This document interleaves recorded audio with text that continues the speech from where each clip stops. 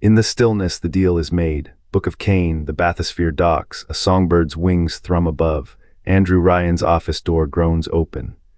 Gleams on the, not a trophy, but a relic bathysphere docks. In his final diary, Ryan called it a monument to my vision. Yet Rapture's collapse whispers louder, it's a monument to his surrender. In his final diary, Shine called it Book of Cain. The vision a collapse as Songbirds whispers wings louder thrum above. Ryan's desk faces the statue of Prometheus, his back to the very fire he claimed to master. The golf club rests there polished, weightless in his grip, yet heavier than any stone.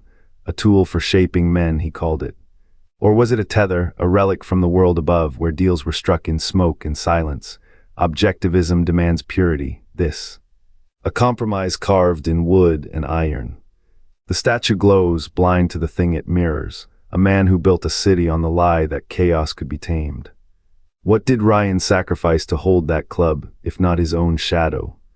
Ryan's hands, calloused from building Rapture spires, never trembled over contracts or blueprints, only the golf club. Its brass head, forged from the same spoons that fed Rapture's elite, gleamed in his study room otherwise stripped of excess. He claimed it was a relic of efficiency, a tool to shape the world, stroke by stroke. But the mahogany shaft, carved from the ribs of pre-Rapture yachts, whispered a different truth. Every swing in his private gallery was a silent prayer, a ritual to atone for the contradictions he could not unmake.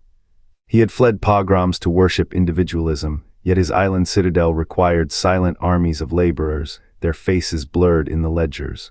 The club became his confessional.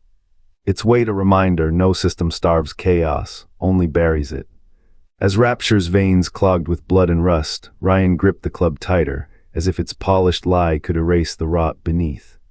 In his final years, he kept it close, not as a trophy but a tether. A relic of the world had stolen from, the world had never fully left. The same way had stolen every principle, shaping them to fit his hunger. The golf club was no monument to success. It was a confession carved in wood and metal that Andrew Ryan had always been both architect and prisoner of his own shadow. The diaries begin with a crackle of static, then a voice smooth as polished ivory. Asterisk the golf club, asterisk Ryan murmurs in 1953, asterisk is a parable of ascent. Each swing a rejection of the muck, asterisk he traces its grip, smooth where the splicer's knuckles would crack. By 1954 the soliloquies lengthen. Asterisk the green is not a color, asterisk he insists, asterisk but a condition. A place where men stand unburdened by the weight of others. Asterisk the club leans in his office window, catching light that no longer reaches the streets below. In 1955 the diaries grow feverish. Asterisk Adam is the ball, asterisk he hisses, asterisk in Rapture the fairway. We will not miss, asterisk yet the splicers, their bodies knotted with the same serum, swarm the city's underbelly like gnarled roots. The club's head, once a symbol of precision, now collects dust while the economy fractures, Adam hoarded by the elite, the commoners mutated or silenced. By 1957 his voice wavers, asterisk the course it was never meant to be played, asterisk the club's leather-wrapped phrase, its shaft a splinter in a rotting hand. Ryan's final entry that year is a whisper, asterisk what if the green is just another cage, asterisk the Civil War begins in 1958. Splicers breach the towers, their screams echoing the very swings Ryan once celebrated. The club, now a useless relic, lies abandoned as fires consume the office. A final irony, the man who built a city on the lie of self-sufficiency clung to a toy that demanded a field, a rule set, a game. His philosophy did not conquer chaos, it became its champion. The office is a cathedral of self. The golf club leans there opposite the Rapture statue, its brass head glinting like a stolen sun. A weapon of leisure angled to mock the statue's clenched fist. What did Ryan strike when he swung that club? Not enemies, not rivals. The illusion of control splintering like the mural behind him. The welcome to Rapture sign cracks vertically, a scar splitting his vision. The club's shaft echoes the lighthouse's spire from another world, a tower built on floating lies. Both structures rise, both crumble. Ryan's philosophy demanded purity, yet his hands grasped at symbols that required balance, rules, a field to play. The club's weight bends his desk, as if the very wood resists his grip. He carved a kingdom from chaos, only to find the chaos had been inside him all along. The statue's gaze never wavered, his did.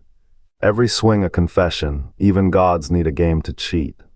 The golf club sat on Ryan's desk, its shaft polished to a hollow sheen, as if the wood itself had been stripped of soul. Not a tool, not a trophy, a ledger of concessions. Each swing in his private court echoed through Rapture's corridors, a guttural thud that drowned out the screams of those shackled by his pragmatism. He had called Adam a resource, a commodity to be rationed, as if the elixir of godhood could be priced in scrip. But the plasmids, those twisted vessels of power, were never tools of liberation. They were debts extracted from little sisters, their innocence the currency in Ryan's hollow utopia. What kind of free market demanded sacrifice? What kind of individualism thrived on the labor of the damned? The club's iron head grew heavier with each passing year, a weight Ryan refused to name. He justified the rounds of golf as strategy, as mastery over chaos. Yet the game had no rules but his own crumbling will. The fairways of his mind were littered with corpses, each one a testament to the lie that a man could conquer collectivism by becoming its architect. The atom economy, that grotesque parody of objectivism, turned Rapture into a hive of parasites. Ryan's pragmatism was not defiancy, it was surrender. The club, that silent spectator, knew the truth. Every stroke was a bribe to delay the reckoning, every hole a step closer to the abyss. And when the waters finally rose, swallowing his citadel, the golf club remained, not as a relic of power. As a monument to the moment, Andrew Ryan became the very thing he feared, a tyrant bound by the chains of his own making. 7 times 7, the number etched into Ryan's final breaths, each diary a shackle, not a luxury, a confession. A golf club clutched like a relic as Rapture burned, as his master race devoured itself. What did he think it represented? Mastery, control. The lie carved into every swing he never took. In his last recording, he calls it a monument to my vision. Vision. A man who built a city on objectivism, yet hoarded a toy meant for less ruhat grotesque irony.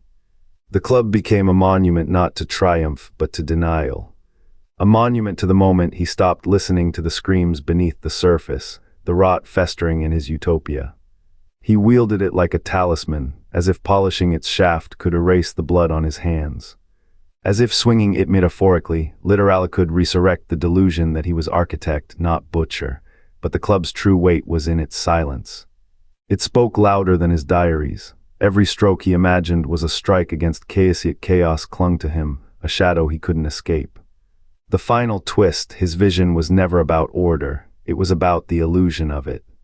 The golf club, that hollow rod of brass and delusion, became the last thing he clung top-proof, that even a god of ego needs a shrine. And in the end, it crumbled like the rest. The golf club in Ryan's office was no trophy.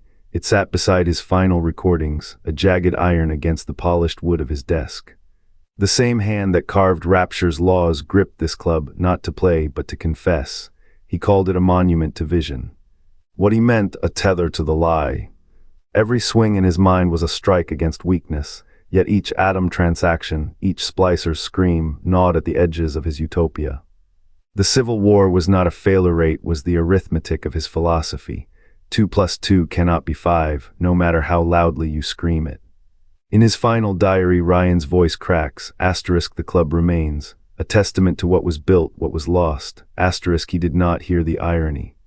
The club was no testament to order, it was the chisel that carved Rapture's tomb.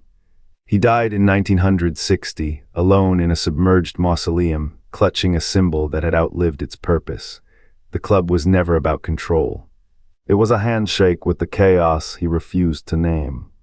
A pact written in silence, in blood, in the hollow core of a city that drowned itself chasing a phantom. What kind of god leaves behind a golf club? One who never believed in the game. The gold-plated club lies where the salt water seeped into the cracks of his delusions. No trophy, no trinket. A relic of the first compromise Ryan buried when he traded principle for control, and control for comfort. The same hand that forged atom vials clutched this weight, a silent pact to let chaos seep into the system. He called it order. It was a rot he polished daily. What does a god of self need with a memento mori? Ryan's objectivism, pristine in theory, bent the moment he let luxury define victory.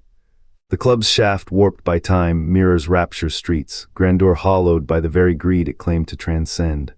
Adam was a product. The club was a purchase, both became anchors, not wings. He refused to see the symmetry. The witness sees it now, every gilded object a confession. Every unchecked belief a debt. The golf club is not a symbol, it is an epitaph. Carved not in stone, but in the dust of a city that chose to drown. In Columbia's lighthouse, glass shatters where faith meets folly. The golf club's arches mirror its spirals, both prisons of order. Ryan's grip on the shaft was a phantom's touch. He carved a sanctuary for the soul he swore to erase. Sophia Lamb's cradle of blood and hymns is no accident. Her chorus of little saviors, his hollowed Halstwin blooms of the same rot. Ideology, when made flesh, devours its architects. The lighthouse beams of Rapture and Columbia are not guides. They are funerals for the dreamers who mistook their shadows for gods. What did Ryan swing that day? A club, a key, a noose. The ball never left the tee, the game was always the collapse. The gold-plated club lies where the salt water seeped into the cracks of his delusions. No trophy, no trinket.